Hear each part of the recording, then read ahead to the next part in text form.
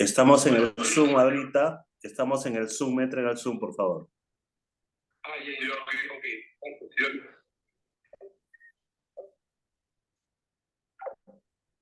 Bien. Bueno, muy buenas tardes a todos. Muchas gracias por participar. Ya en un momento van a entrar algunos más. Bueno, esta es una charla que tiene como objetivo explicar algunos de los contenidos de nuestro curso de ritos tradicionales chinos, porque si bien es cierto, se va a enviar un programa, pero como es un tema tan, digamos, poco conocido o desconocido, entonces va a ser, digamos, bien difícil que la gente comprenda de qué se trata solamente viendo el programa, ¿no? Entonces, ahora voy a explicar los puntos más importantes, casi todo el programa lo voy a desarrollar acá, básicamente de qué se trata cada cosa, ¿no? La primera sesión del curso es un curso que dura 3 meses. Entonces, la primera sesión de este curso, la primera sesión de este curso va a ser acerca de las prácticas del budismo tántrico mahayana, que normalmente, digamos, se utilizan para acompañar algunos de los ritos. Los ritos chinos básicamente son dos grupos, digamos, más importantes, ¿no? Un grupo es los ritos taoístas y otro es los ritos del budismo, digamos, del budismo tántrico, básicamente, o del budismo mahayana. Sí.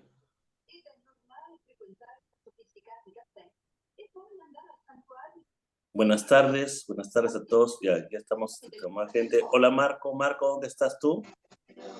Hola, Dios, ¿cómo estás? Sí. Hola Marco, ya, es Marco Ríos, qué gusto tenerte aquí. Bueno, va a ser un gusto tenerte aquí porque es una de las personas que nos ha acompañado más en estos temas y bueno. Pero estaba explicando que los ritos chinos van a tener dos grupos importantes, ¿no? Digamos, por un lado tenemos los ritos taoístas y por otro lado tenemos los ritos del budismo mahayana, pero que en realidad son una mezcla. O sea, casi todos los ritos chinos en general que se hacen en los templos son los ritos taoístas, solo que en algunos casos con algunos tintes budistas, ¿no? Pero los ritos chinos básicamente salen del taoísmo y bueno, del chamanismo chino primitivo anterior al taoísmo, que es de donde nacen el confucianismo. Voy a ver tu comida. Sí, vamos a ver, estás hablando con el perro, ¿no? Ya. Vamos a apagar los micros, ¿ya? Bien, ahora sí ya tenemos silencio en la sala. Bien, entonces la primera sesión que vamos a tener en este curso es un curso de 12 sesiones, o sea, de 3 meses. La primera sesión va a ser sobre las prácticas del budismo mahayana que se pueden aprender en forma autodidacta, o sea, lo que llamamos prácticas de autoiniciación. ¿Por qué es que es importante conocer las prácticas de autoiniciación? Porque las prácticas de autoiniciación nos permiten a nosotros poder, digamos, beneficiarnos de algunos aspectos del budismo tántrico mahayana chino, en este caso, sin tener que tomar refugio o hacernos discípulos de una escuela o discípulos de un maestro. Porque hay que tomar en cuenta que tomar refugio en una escuela significa que uno ya se identificó totalmente con esa escuela y se identificó con el maestro, porque el vínculo maestro-discípulo es un vínculo que se va a mantener a lo largo de muchas vidas o de todas las vidas. De hecho, existe el nombre secreto, por ejemplo, en el budismo tibetano, el budismo tántrico, Guru Padmasambhava o Guru Rinpoche, que es el fundador del budismo tibetano, el primer patriarca del budismo tibetano que llegó del reino de Urgyen al Tíbet en el siglo VIII después de Cristo. Su nombre secreto es Tot Renzel. Tot Renzel es el nombre secreto de Guru Pamasambhava, y ese nombre secreto es el nombre secreto que tiene todo practicante, tiene un nombre secreto por el cual su maestro lo llama, o sea, lo llama en sueños o lo llama cuando fallece, ¿no? Los sueños es solamente una práctica previa que el maestro, digamos, lo llama en alguna oportunidad al discípulo simplemente para poder desarrollar ese vínculo, porque cuando estén ya en el bardo, entonces el maestro lo va a guiar a través de ese nombre para que el discípulo renazca en un lugar en el cual va a poder continuar, o sea, tener, digamos, los vínculos de karma para poder encontrarse de nuevo con su misma tradición de práctica o con una tradición similar. Entonces, por eso existe un nombre secreto con el cual, como digo, se llama al practicante. En el caso de Guru Pamasambhava reveló su nombre porque él ya no necesita que su nombre sea secreto. Entonces, en algunos ritos se invoca a Guru Pamasambhava, por ejemplo, con su nombre secreto, que es Tot Renzel, ¿no? Entonces, mencionaba esto porque, digamos, los vínculos de karma, de maestro-discípulo, en las tradiciones budistas, son así, son vínculos que son para todas las vidas, no solo para toda la vida. Entonces, tomar refugio en una tradición o una escuela o tomar refugio con un maestro es una decisión muy importante y trascendental. Y por eso es que nosotros siempre como centro enfatizamos en las prácticas de autoiniciación, que son las prácticas en las cuales la persona, digamos, que consulta con nosotros puede beneficiarse de alguna práctica específica del budismo, pero sin tener que tomar refugio o tomar un compromiso con una escuela, sino simplemente su único compromiso va a ser practicar. Y en la medida que practique, eso lo va a beneficiar para liberar algún aspecto de karma que tiene a veces conforme a su fecha de nacimiento, en el caso de nosotros de consulta por astrología, ¿no? Entonces decía que por eso es que vamos a enfatizar en los ritos de autoiniciación y también en algunas prácticas de Qigong y algunos ejercicios que los practicantes deben hacer, ¿no? O sea, porque todo aquel que desea hacer los ritos, que desea, digamos, realizar los ritos, tiene que tener una preparación. Primero, tiene que saber, por lo menos en la parte básica, que es los ritos, digamos, que se hacen en el budismo tántrico, pero que son en realidad ritos taoístas, pero que realizan también los monjes tántricos chinos o los maestros de Feng Shui, los maestros de Feng Shui de tradición tántrica, como es mi caso. Entonces, siempre se recita algún texto del budismo tántrico, ¿no? O del budismo. Entonces, en ese caso, nosotros tenemos el mantra del corazón de Kuan Yin, el mantra del caballero de la vestidura blanca, el sutra del corazón o el dharani de la gran compasión. Entonces, puede ser cualquiera de ellos, pero siempre hay que recitar algo. Ahora, los ritos taoístas son mucho más complicados, porque, por ejemplo, el monje taoísta, cuando va a realizar, digamos, los ritos, pues los ritos del monje taoísta pueden durar 4 o 5 horas tranquilamente, una ceremonia taoísta. La ceremonia taoísta es una ceremonia muy, muy complicada y las iniciaciones para esa ceremonia generalmente no solo no existen en el extranjero, sino que solo se dan en China, en las montañas, ¿no? Por ejemplo, son muy famosos los de la montaña Maoshan en China, los, digamos, taoístas que salen montaña Maoshan son muy, muy famosos, ¿no? Bután, no, Bután es famoso por las artes marciales, pero la parte de los ritos, los de Fuzhou y los de Maoshan son siempre mucho más famosos en toda China por ser sectas muy tradicionales, ¿no? Entonces, pero como decía, esas son iniciaciones que hay que recibir en la misma China y en la montaña, ¿no? Entonces, por eso es que nuestra digamos, formación, la formación que vamos a dar a los estudiantes, va a ser básicamente en las prácticas del budismo chino que son de autoiniciación y en los ejercicios de Qigong, en este caso de la escuela Hunyuan, que es mi escuela, yo soy discípulo de la línea del maestro Feng Shui-Chan, entonces soy practicante del Qigong de la escuela Hunyuan, entonces vamos a enseñar algunos ejercicios de Qigong de la escuela Hunyuan para que puedan, digamos, preservar su energía interna. Una persona que va a realizar los ritos tiene que saber también protegerse, proteger su energía para poder desarrollar los ritos, y no solo para protegerse, sino además para que su capacidad, su conexión con las entidades, divinidades y seres que va a llamar sea mucho más fuerte.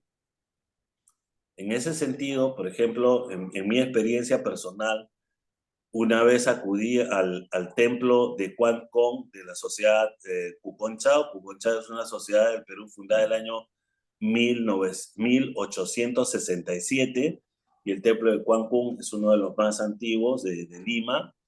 Entonces había una amiga china de Hoxan, pero nacida en el Perú, pero el padre era de Hoxan y ella estudió en Hong Kong, su hermana menor también. Entonces yo digamos, le comenté que iba a ir al templo de Quan Con y le digo, oye, voy a estar en el templo de Sociedad Cucón Chao, si quieres consultar el oráculo, ven. Entonces vino con su hermana menor, que la hermana menor es vidente, vidente, pero vidente real, no comercial, sino real, con grandes capacidades.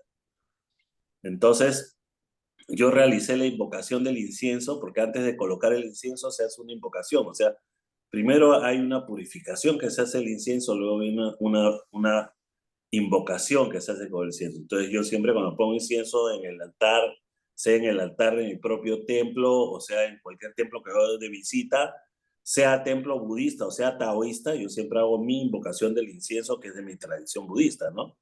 Entonces yo hago la invocación del incienso y luego coloco, digamos, recién el incienso, ¿no? Y entonces la vidente me dijo, oye, Joseph, a ti te hacen caso, tú los llamas y todos vienen. Entonces ella es vidente, entonces ella ve, ¿no? Entonces, como decía, entonces es importante para un practicante desarrollar la conexión con los seres de la tradición dentro de la cual está, digamos, realizando los ritos para que los ritos sean efectivos. Y esa conexión se logra solamente si es que uno practica constantemente, digamos, la recitación de los mantras y algunas otras prácticas que luego eso ya es un tema del curso, ¿no? Vamos. Bueno, entonces decía que comenzamos con los temas primero de las prácticas en las Bueno, cuales tiene que ya formarse, que hacer los ritos, ¿qué? ¿sí? Otra vez otro chupetín. Mucho chupetín ya. A callarlo a Lázaro. Lázaro, estás de abuelito.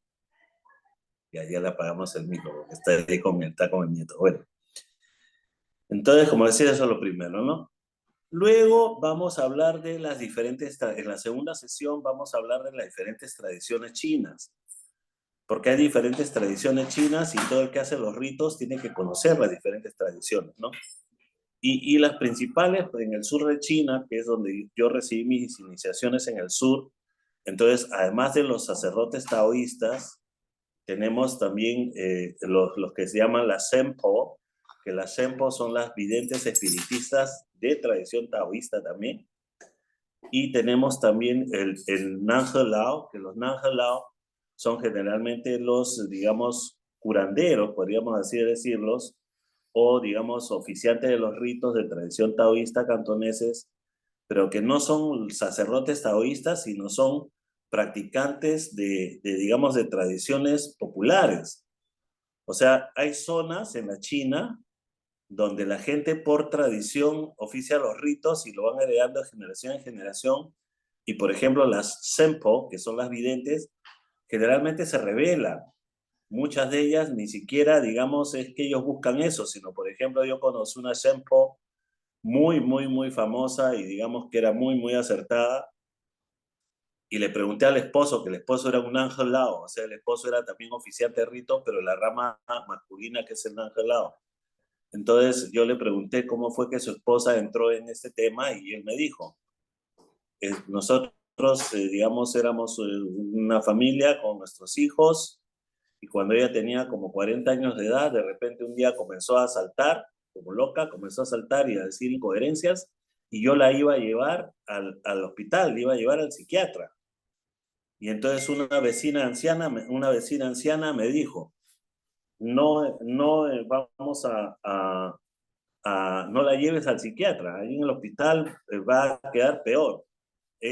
Parece que le ha entrado un espíritu, tienes que llevarla donde la espiritista, o sea, donde la Sempo, ¿no? Entonces la llevó donde la espiritista le dijo, sí, es que ella está llamada para ejercer este oficio, así que la ayudó a sacar el espíritu y luego le enseñó, y así se convirtió ella también en espiritista, ¿no? Y el esposo de ella también, que él no conocía nada de esto, al final como acompañaba a su esposa, entonces muchos de los maestros con los cuales su esposa trabajaba le fueron dando las iniciaciones y finalmente él tomó las iniciaciones, ¿no? Yo recuerdo que yo le pregunté a él si me podía enseñar y me dijo, sí, claro, vienes a la China, yo te enseño. Le digo, ¿cuánto me va a cobrar? No, me dice, yo no te voy a cobrar nada, pero tienes que dar más o menos, en esa época, estoy hablando hace 20 años, tienes que llevar unos $1,500 más o menos para hacer una comida, porque hay que hacer una comida en la cual te tengo que presentar a todos los otros maestros para que sepan que tú eres mi discípulo. Eso es normal en todas las tradiciones chinas, o sea, en todas las tradiciones chinas, en artes marciales y, por ejemplo, en esas tradiciones como es, digamos, de los maestros de Feng Shui, es normal que se haga una comida en la cual se presenta al discípulo para que se sepa que él es el representante de una tradición, ¿no? Entonces estaba comentando, por ejemplo, ¿no? Y bueno, y regresando al tema de por qué es tan importante la práctica de los ritos, tanto para el practicante Feng Shui como para, digamos, el astrólogo. El astrólogo chino siempre tiene que conocer los ritos. El año fue, creo, el 2016, y el 2016 se cumplía los 130 años de fundación de la Sociedad Central de Beneficencia China del Perú, y vinieron delegaciones de muchos países, de Canadá, de Estados Unidos, bueno, en la misma China, y me encontré con una de las delegaciones chilenas y ellos eran de Toisán, o sea, Taizán, en Cantón, ¿no? Entonces, y la pregunta clásica china me dice, ¿y usted en qué trabaja? Yo decía, ¿y ahora cómo le contesto en qué trabajo? Ya, entonces le dije así, le dije, me dedico a hacer consulta de astrología y ritos. Entonces le dije, astrología y ritos de auspicio. Entonces, inmediatamente, ¿qué es lo que dijo el señor? Nange Lao. O sea, Nange Lao es el, digamos, el que hace los ritos chinos, taoístas. Nange Lao, Feng Shui.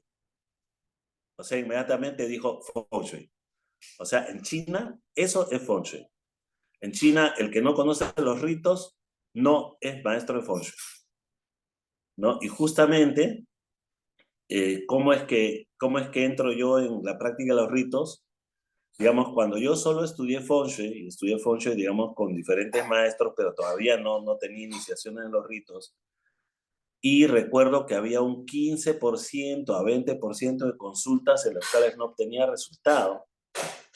Y por más que, digamos, yo analizaba los métodos de Feng Shui, y yo decía, bueno, pero aquí el Feng Shui está bien, o sea, ya está todo bien hecho, pero no se tenía el resultado lo que la persona esperaba.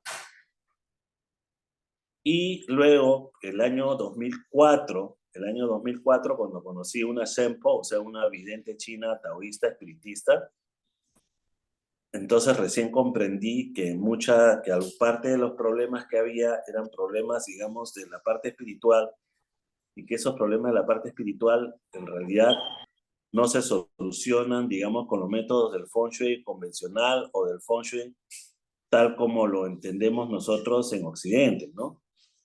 O sea, entonces, porque, digamos, hay una parte, por ejemplo, ¿no? Un ejemplo. Yo recuerdo que hace muchos años atendí el Feng Shui de una familia, y era un local, digamos, bastante grande. Hice la consulta, me tomó como 6 horas. Yo normalmente mi consulta dura máximo 3 horas. Y luego de un año, la persona que recibió la consulta, una señora, me llamó diciéndome que no había plata. O sea, mejor dicho, que el Feng Shui no le había dado plata. Que claro, después de que hicieron todo lo que yo les recomendé, sus hijos nunca se volvieron a enfermar. Que de eso no se podía quejar. Pero no hay plata. Bueno, no sé yo cuánto vale la salud de un hijo, ¿no? O sea, porque todos sabemos que si un niño, digamos, en su periodo de crecimiento se enferma muchas veces, en su vida adulta tampoco va a ser la ideal, ¿no? Su cuerpo va a ser débil, y al ser débil no va a poder destacar en algunas áreas de trabajo, ¿no? Porque una persona tiene que tener fortaleza física, y eso se forma en la niñez, ¿no? Entonces, en realidad, tener a los niños con buena salud es una gran inversión para el futuro. Pero sin embargo, como tenemos clichés, hay clichés en nuestro medio, que ese el Feng Shui te va a dar plata, el Feng Shui va a hacer que te crezca el pelo, ¿no? El Feng Shui va a hacer que, digamos, que tire mis anteojos, ¿no? Porque una vez que hice el Feng Shui, ¿no? Entonces la gente tiene esos clichés de que piensa que con el Feng Shui va a tener todo, y a veces no es así. Entonces yo recomendé para que la persona vaya, digamos, a consultar con otro amigo que hacía Feng Shui, consultó con él, a los 3 meses lo llamó de nuevo para quejarse que no había plata. Entonces yo le dije, llévalo con la vidente. O sea, había otra vidente espiritista, también taoísta, en el barrio chino. Entonces, yo no la acompañé, sino le dije a este otro maestro de Feng Shui que la acompañe, porque la segunda consulta era de él, y que contrate a otra amiga que vivía en barrio chino para que le traduzca, ¿no? Y entonces, ¿qué le dijo la vidente? Le dijo, tú tienes 3 abortos, tú has matado a 3 hijos tuyos. Y entonces los espíritus de esos niños que tú mataste están sentados en la puerta de tu casa y ellos son los que no permiten que entre el dinero a tu casa. Entonces, definitivamente ese es un tema que nosotros colocando picios de jade, colocando picios de bronce, colocando tridentes, colocando fuentes de agua, calculando dónde está la estrella 8, calculando la forma de Shunkunta cual, la forma del dragón de agua, no lo vamos a solucionar. Entonces, hay temas de Feng Shui, digamos, que la gente consulta, que en realidad no se van a poder solucionar con los métodos de Feng Shui porque pertenecen a otro aspecto que es el aspecto del mundo yin o de la interacción que hay entre el mundo yin y el mundo yang, ¿no? Y entonces por eso es que hay, digamos, una cantidad de consultas de Feng Shui que a veces no funcionan, ¿no? De hecho, yo luego de la experiencia que tuve con la SEMPO y las iniciaciones que fui tomando a partir de eso, generalmente hago menos consultas de Feng Shui y normalmente consulto más en los oráculos para determinar cuál es el problema que tiene la persona. Cuando la persona consulta por problemas, entonces primero consulto los oráculos, veo su carta natal para ver si el problema es por su fecha de nacimiento y consulto en el Wenguancua para ver si es que el tema es verdaderamente el Feng Shui o es la persona. Y si es la persona, si es por su carta natal o si es porque le hicieron una brujería o alguna otra cosa, si se chocó alguna vez con un fantasma, su energía se alteró, ¿no? Entonces, como digo, y por eso es que es necesario, si uno verdaderamente quiere ser maestro en Feng Shui, de acuerdo a la tradición china, que tiene sí o sí que conocer los ritos, ¿no? Bueno, muy bien. Sí, Mario, ¿cómo vamos hasta acá? Muy bien, profe. Disculpe que estoy Sí, masticando, pero estoy escuchando. Sigo la allá clase. está. Muy bien. Es por la hora, ¿no? Sí. Francisco, ¿cómo vamos? Escuchando en medida de lo posible, Shifu, porque tengo a Luan al lado que me interrumpe cada medio minuto. Sí, bueno. Pero si te está grabando lo volveré a escuchar para las Sí, partes que... ¿eh? sí, es al Luan que va a ser el gran iniciado. Luan desde niño todo el tiempo está escuchando estas cosas. Hola, Luan, ¿cómo estás? Luan cuando sea grande va a ser maestro de Feng Shui, maestro de Qigong, maestro de todo. Estoy comiendo un poco de metón con miel. Muy bien, muy bien. Venga. Niño juicioso, muy bien. Seguimos. Bueno, entonces, como decía, entonces una parte del curso es introducir en qué aspectos son, digamos, los que entra toda esta parte de los ritos, o sea, qué es lo que abarca, por eso la segunda clase va a ser o sea, sobre los Shenpo y sobre la Sempo y sobre los Rangolo y cuáles son los ritos que ellos hacen, ¿no? O sea, todos los tipos de ritos que existen tradicionalmente para esto, ¿no? Y claro que hay muchos de esos ritos que nosotros no lo vamos a poder aprender porque son ritos de iniciación de esas tradiciones, pero uno tiene que saber que eso existe, ¿no? Aunque uno no lo haga, tiene que saber que eso existe. Hay ritos que sí vamos a aprender y otros que no, ¿no? Porque como decía, hay muchos ritos que las iniciaciones son directamente en esos círculos familiares y muchos, como decía, en las montañas, en la China, ¿no? De hecho, fui con un gran amigo, que en paz descanse, ¿no? Con César Rimarrachín, fuimos a la casa de un sacerdote taoísta y el sacerdote taoísta cuando se enteró que César estaba interesado en el taoísmo, sacó sus libros con los famosos Fu, digamos, talismanes taoístas, libros y con talismanes y más talismanes y más talismanes. Y entonces él, digamos, sacó los libros y César preguntó, oye, ¿y qué reenseñar? Y yo le dije, acá no, para aprender tienes que ir a la China. Acá no te va a enseñar. Entonces, cuando vino el sacerdote, le digo, él te está preguntando si tú le quieres enseñar. Y yo le he dicho, en la China. Y el sacerdote dijo, en la China y en la montaña, en la ciudad no. O sea, porque son retiros, digamos, en la montaña, ¿no? No, estaba preguntando al señor Tai si es que para aprender los ritos hay que saber chino. No, no hay que saber chino, pero sí hay que aprender a recitar por lo menos los mantras más sencillos, ¿no? Si el Dharani le cuesta trabajo, puede aprender los mantras más sencillos. Tiene que aprender por lo menos a recitar un mantra y hay que hacer prácticas también para cultivar la propia energía. De hecho, en la consulta que yo he hecho en el oráculo hoy día, antes de lanzar esta charla, he hecho una consulta en el I Ching, y la consulta en el I Ching, si bien es cierto, es favorable, pero ha salido el hexagrama Yi, que Yi significa la alimentación, pero Yi también significa la cultivación de la energía interna. O sea, porque es como la caparazón de tortuga, ¿no? El que en la montaña es como la caparazón de la tortuga, ¿no? Y entonces, y ese hexagrama tiene varios versos en los cuales se habla de la cultivación de la energía también.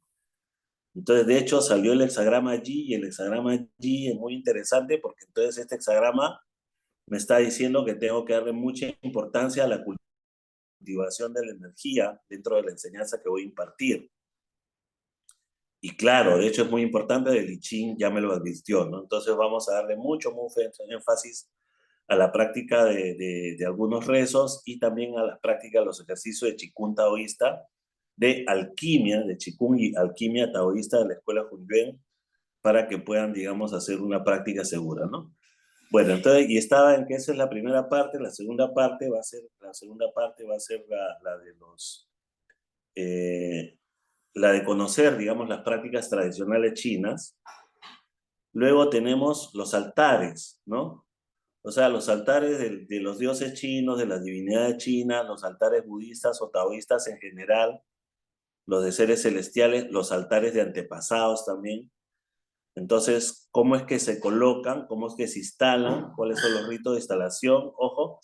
Y también cómo es que se mudan, porque hay que saber también cómo se muda un altar, ¿no? Cómo se cambia de sitio un altar.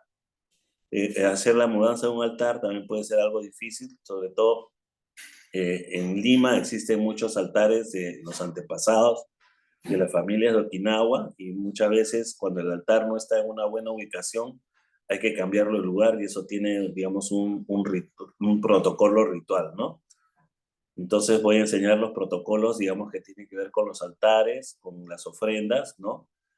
Luego, en la cuarta sesión, la consulta a los oráculos de los templos, ¿no? Y los diferentes oráculos que hay, también el protocolo de visita al templo, cómo se debe portar uno cuando va al templo, el orden en que debe visitar el templo, el orden en que se debe colocar el incienso, también los diferentes incenciarios del templo cuando uno llega, también eso tiene una pauta. Cómo se saluda a los santos, cuál es, digamos, el protocolo de saludo, ¿no? Y también, como digo, los diferentes oráculos y digamos la importancia de la consulta a los oráculos. Porque si vamos a hacer los ritos, tenemos que conocer también parte de los oráculos, ¿no? Bueno, y de hecho, la quinta digamos, sesión va a ser los ritos de auspicio de Kuan Yin y los materiales de ofrenda de Kuan Yin, ¿no? Los ritos de auspicio de Kuan Yin incluye para qué, digamos, temas se hacen los ritos de auspicio de Kuan Yin y en qué consiste el protocolo del rito en sí mismo, cuáles son los materiales que te utilizan para las ofrendas, qué cuidados hay que tener, ¿no? Y como decía, ¿no? ¿Cuáles son todos los temas por los cuales se puede hacer las ofrendas? Pues las ofrendas de Kuan Yin o los ritos de auspicio de Kuan Yin, que en chino se llama Kuan Yin Fu, felicidad de Kuan Yin, incluye, ¿no? Pedidos para nacimiento de hijos, pedidos de auspicio económico, pedidos para que nuestros hijos tengan, digamos, éxito en los estudios, pedidos para que me vaya mejor en un juicio, pedidos para personas que tienen problemas de salud, ¿no? Y por ejemplo, ¿no? Acá es muy importante, aparte de los pedidos, la parte de los votos. Porque uno cuando hace un pedido a un santo, también a veces cuando el pedido es muy importante, uno es mejor que haga una promesa, ¿no?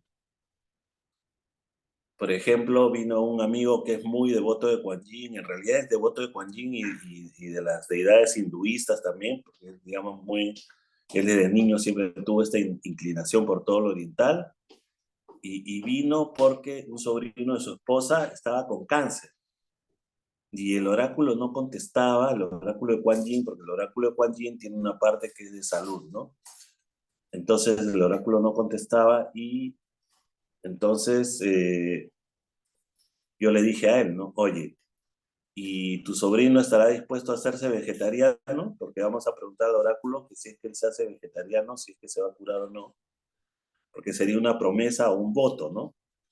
Entonces me dijo, sí, puede hacerse vegetariano. Entonces yo consulté al oráculo, salió un chip de alto auspicio y salió que Kuan Yin se llevaría la enfermedad. De hecho, la persona se curó. Después de 4 o 5 años, vino nuevamente el tío para preguntar por la salud del sobrino porque le volvió a dar el cáncer. Pero yo, digamos, ya no consulté el oráculo, sino le dije, oye, le dije, cuando se hizo la consulta anterior, se hizo la consulta de si él se volvió vegetariano, si es que él iba a ser ayudado o no para su curación. ¿Cómo es? ¿Él ha seguido con el vegetarianismo o no? Entonces me dice, ay, me dice, él ha vuelto a comer carne. Entonces le digo, ya sabes, prometió a Juanín ser vegetariano, tiene que ser vegetariano, ¿no? Entonces, como decía, el oráculo del santo es como un edicto y uno, digamos, en algún momento debe hacer alguna promesa y esa promesa hay que cumplirla, ¿no? Entonces, hay diferentes promesas también que se hacen de acuerdo, digamos, a los pedidos que la persona esté realizando, ¿no? Entonces, todo eso también tiene un protocolo, todos esos temas hay que conocerlos, ¿no? Y por eso es que, digamos, al aprender los ritos, te vas a aprender todo lo que implica, digamos, la práctica de esos ritos, ¿no? Luego tenemos, digamos, los ritos de ofrendas para deidades taoístas y budistas, o sea que los ritos en general, para todos los otros santos chinos, sean budistas o sean taoístas. ¿Y cuál es la diferencia entre ponerle, digamos, ofrendas a un Buda y ponerle ofrendas a un genio taoísta, ¿no?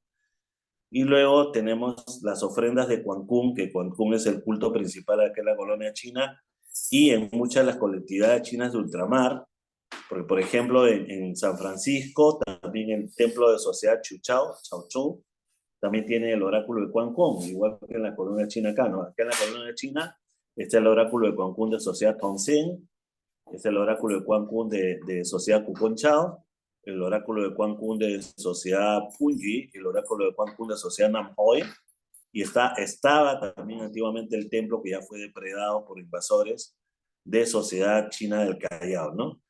Entonces había, digamos, entonces 5 templos de Quan Kun acá en Lima donde se consultaba el oráculo, ¿no? Entonces el oráculo de Quan Kun es el oráculo más común en las comunidades chinas de ultramar, entonces hay que conocer los ritos de Quan Kun y el oráculo de Quan Kun, algunas de las pautas del oráculo de Quan Kun, ¿no?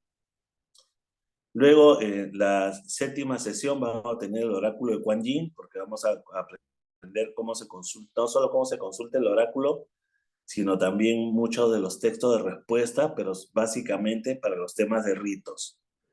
Ya, porque no voy a poder traducir todo el oráculo porque los versos son complicados, pero sí les voy a traducir una parte de lo que son las respuestas de los temas relacionados con ritos. Que cuáles son, digamos, si una casa está limpia o no, si necesita rito de auspicio, ¿no? Para salud, si, digamos, si los problemas de salud son por una mala energía, por ejemplo, y se necesita rito de auspicio y así, ¿no? Luego, genios de la tierra. Los genios de la tierra, cómo se instalan los altares de genio de tierra y cómo se mantienen los altares de genio de tierra. Genio de tierra es un culto muy importante también y que, digamos, se encuentra en la tradición china también muy arraigada en toda China, entonces hay que conocer los altares de genio de tierra, ¿no? Y conocer qué significan, por qué se colocan, qué hacen los genios de tierra, cómo nos ayudan los genios de tierra y cómo nos castigan cuando no están contentos también, ¿no? Los genios de tierra son de diferentes categorías de seres y hay algunos de ellos que son coléricos, hay otros que son muy, digamos, apacibles, muy hospitalarios, y hay otros que son huraños, que no son hospitalarios, de acuerdo al tipo de genio de tierra que hay en cada zona, es que algunos de ellos van a acoger más o menos amablemente a las personas que ocupan los lugares donde están. Y entonces cuando hay genio de tierra coléricos y no se les hace ofrendas, cuando uno se instala en una casa, a veces nos traen problemas. Entonces también hay que comprender qué problemas son para uno poder identificarlos y cuando uno, digamos, tiene una persona que consulta y me dice, ya, eso es genio de tierra, vamos a consultar el oráculo y tal vez sea necesario hacer una ofrenda para genio de tierra o colocar un altar de genio de tierra, ¿no? Claro, en la tradición andina normalmente se habla de la Pachamama, ¿no? Pero lo que no se conoce mucho es que también está el Pachatata. O sea, así como está la Pachamama, también está Pachatata, y por eso es que en las ofrendas se pone una chicha dulce y una chicha amarga, porque la chicha dulce es para Pachamama y la chicha amarga es para Pachatata. De hecho, en la región Aymara, en Puno, en la isla de Amantaní, existe el oráculo de la Pachamama y el oráculo de Pachatata. Bueno, Tata, para los que no saben Aymara, significa padre, ¿no? O sea, Taita en quechua, Tata en Aymara, ¿no? Entonces está la madre tierra y está el padre tierra también. O sea, son una pareja porque los seres de tierra, en realidad, de acuerdo a la tradición china, forman familias y en realidad en el mundo andino también, ¿no? Que tenemos el papá y la mamá, obviamente también están los hijos, ¿no? Entonces, pero generalmente en la tradición andina siempre se habla de Pachamama y nunca se habla del Pachatata. Como en la China siempre se habla del Tuti Yeye, que Tuti Yeye es el abuelo de la tierra, que es el jefe de todos los genios de tierra, pero también está Tuti Nainai, o sea, Tuti Nainai es la abuela de la tierra, ¿no? Entonces, generalmente nosotros en tradición china hablamos del Tuti Yeye, entonces, de hecho, el altar que colocamos es para el Tuti Yeye, ¿no? Pero el hecho que nosotros coloquemos un altar para el Tuti Yeye no significa que la Tuti Nainai no exista, ¿no? Lo que pasa en este caso, nosotros ofrendamos al Tuti Yeye y él ya se encarga de repartir a toda la familia, ¿no? Bueno, pero como decía, esta es una parte muy, muy tradicional de la tradición china, pero que también está en la tradición andina y llegan momentos en los cuales se combinan, ¿no? Por ejemplo, una amiga que hizo ofrendas en su terreno, el terreno donde ella trabajaba, ella hizo ofrendas tanto, digamos, con los sacerdotes de Quero como con una apucoyana del Cusco. También hizo ofrendas con curanderos norteños, hizo diferentes ofrendas. Entonces, cuando fuimos a consultar con la vidente china, porque yo la llevé donde la vidente espiritista china, y entonces ella, digamos, la vidente le dijo, ¿no?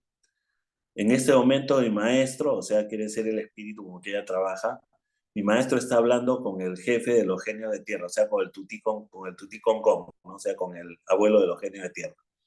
Está hablando con el abuelo de los genios de tierra y el abuelo de los genios de tierra dice, o sea, ojo, la vidente china hablando en chino y el espíritu que ella manda también habla en chino, pero se entiende perfectamente con el Tuti Con, porque el Tuti Con habla todos los idiomas que quiera porque su comunicación es de mente a mente, ¿no? ¿Ya? Entonces dice, el abuelo de los genios de tierra dice, las personas que están trabajando en este lugar, que no son dueños del terreno, sino que el terreno se lo han prestado, me han hecho ofrendas con devoción. Por lo tanto, los problemas que ellos tienen no son por mi culpa. O sea, quiere decir que el Tuti Yeye o el Tuti Con, digamos, el genio el jefe de los genios de tierra, el abuelo de los genios de tierra, está reconociendo, o sea, le está contando a la vidente china a través de su espíritu, digamos, que fue ahí a hablar con él, que esas personas le han hecho ofrendas, como digo, en tradición cusqueña, en tradición norteña, y él ya le cuenta en chino que ya lo recibió y que por eso él no lo está fastidiando a ellos, ¿no? Entonces, como decía, es muy interesante, porque es muy importante, entonces, tanto para el asiático como para el andino, o sea, es el tema de los cultos de género de tierra, ¿no? Entonces eso también hay que saber muy bien, ¿no? Luego tenemos los ritos de ofrendas en 5 posiciones, los ritos de ofrendas en 5 posiciones que son cuando se va a inaugurar una casa, cuando se va a construir, o cuando una casa tiene problemas de fantasmas. Los ritos de ofrenda de las 5 posiciones también se hacen cuando se hizo una inauguración o una mudanza en fecha no auspiciosa, que ese es otro tema. A veces los problemas no son del feng shui propiamente en sí como feng shui, sino que se inauguró en una mala fecha. Y eso a veces la gente no lo comprende, ¿no? Yo recuerdo de la tienda del feng shui, digamos, recomendaron unas personas que querían consultar alguna fecha para inaugurar una tienda. Entonces hablé por teléfono con una señora y le dije, bueno señora, le dije, tenemos 2 formas como yo le puedo ayudar para escoger la fecha. Una es que yo vaya a ver la tienda, tome la orientación con la brújula y de acuerdo a la orientación yo hago un cálculo para escoger en qué fecha sería bueno hacer la inauguración. Y la otra sería simplemente decirle qué fecha del calendario chino buena para esa inauguración. Entonces, si quiere, para la primera tendría que pagarme porque tengo que ir hasta allá y hacer el cálculo, todo el estudio. Pero si quiere que le diga cómo está la fecha del calendario chino, se lo digo en este momento. Dígame lo del calendario nomás. Nosotros somos chinos, nosotros sabemos. Ah, muy bien. Son chinos y saben, aunque no saben hablar chino ni leer chino, pero son chinos y saben. Perfecto.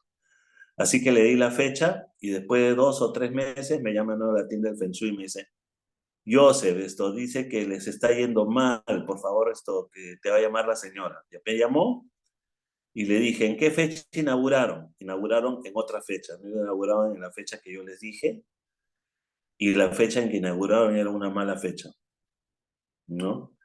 Era una mala fecha, entonces le dije, bueno, señora, han inaugurado en mala fecha, así que si usted quiere que eso se cambie, hay que hacer un rito de ofrenda de las 5 posiciones y eso tiene un costo de $1,000. Porque un rito de ofrendas en las 5 posiciones, digamos, esto demora pues como 7, 8 horas. Son ritos taoístas, ¿no? Como digo, todos los ritos taoístas siempre demoran. Y siempre la señora no quiso. Bueno, como digo, ¿no? Se le ayudó originalmente sin cobrarle nada, dándole una fecha,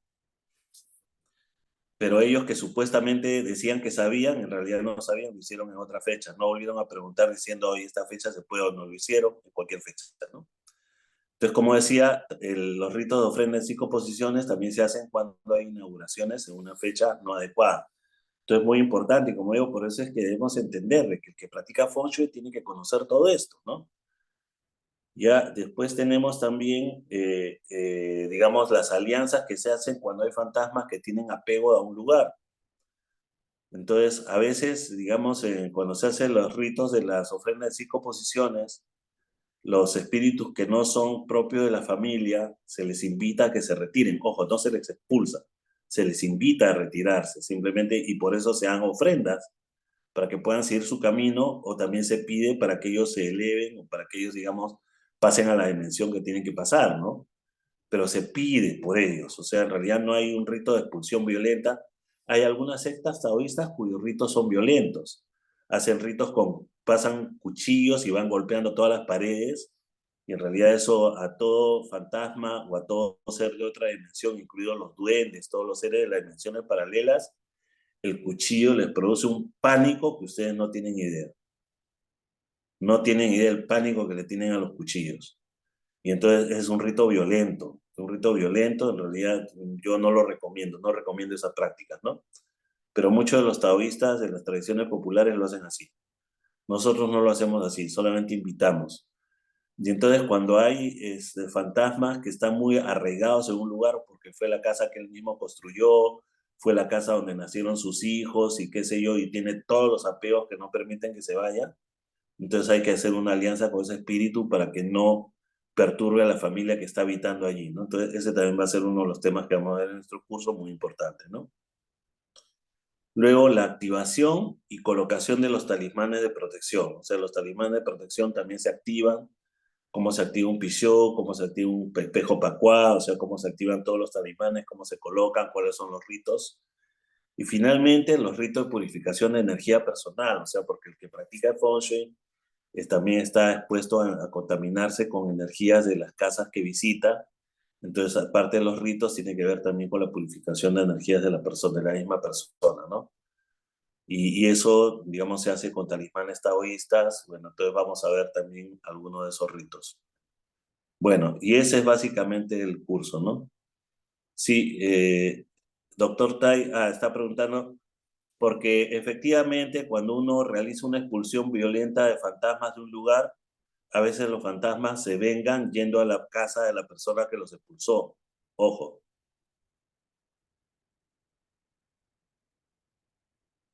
Entonces no es esto, no es seguro, no es conveniente. Los espíritus son vengativos también. Entonces, por eso es que siempre todos los ritos tienen que hacerse con mucho respeto. Nosotros, como practicantes budistas de tradición budista, aunque somos budistas, digamos, budismo tántrico de tradición mahayana, porque el Theravada, digamos, no acepta estos ritos. Nosotros somos de tantrismo chino y los monjes tántricos chinos, así como los practicantes de Feng Shui, muchas veces practican budismo tántrico.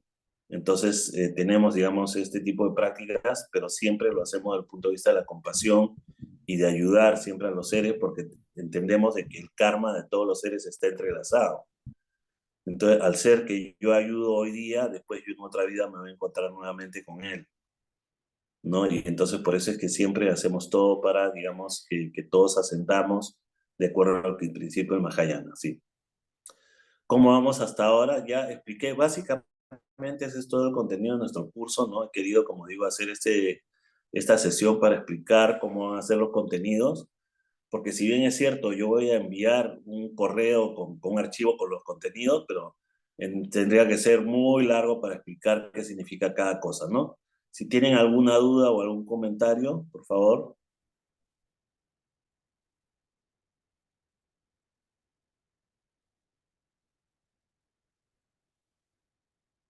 Bueno, los veo que están todos quietos o entendieron todo o están tratando de asimilar.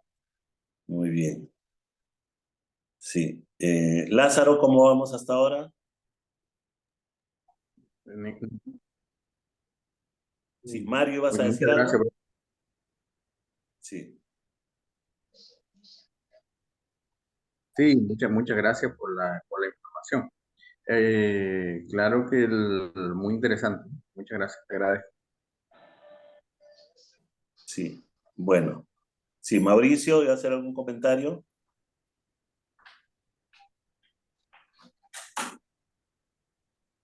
Los veo prendidos los micros, pero no, bueno. Bueno, entonces ese digamos, son los contenidos, así que ya saben, esta noche vamos a lanzar toda la información ya con el programa oficial en las redes sociales y comenzamos la próxima semana, ¿no? Y este video solamente va a estar colgado unos días porque es informativo el curso, ¿no? Después lo vamos a borrar, vamos a colgarlo en todas las redes sociales y después lo vamos a borrar de todas, porque es un video específico de propaganda de un curso, ¿no? De explicación de un curso. Bueno, muchas gracias a todos, ha sido un gusto verlos aquí, a ti Marco, a ese tiempo que no te veo también, qué bueno tenerte por aquí. Doctor Tai, qué gusto tenerlo aquí, Lázaro también, Lázaro, digamos, él conoce más la tradición andina, es muy, digamos, vivenciada por parte de él. Lázaro, ¿cómo estamos? Lázaro está ahorita de abuelo, pero está calladito. Sí, Matilde, ¿cómo vamos? ¿Escuchaste todo? Muy agradecida, profesor. Muy interesante todo lo que ha estado explicando. Y una consulta. Sí. ¿Habría la posibilidad de hacer alguna de las prácticas en algún momento del curso? El curso va a ser explicando cómo se hacen todas las prácticas. Ya. Entonces, porque digamos, no tiene sentido si es que no se hace la práctica. Y tal vez alguna de las sesiones, en lugar de hacerla en mi casa, la vamos a hacer en Higuereta. Y ahí vamos a lanzar el Zoom para que los que no están, digamos, acá lo vean, ¿no? Ah, muy importante. Muchísimas gracias. Sí, Claro. sí, bueno. Bueno, encantado. Muchas gracias a todos por acompañarnos. Gracias, Joseph. Gracias. Ya nos Mucha vemos. suerte, felicidad en sus hogares, prosperidad y sobre todo buena salud. Ah, ya está bien. Sí, igualmente. Muchas gracias, maestro.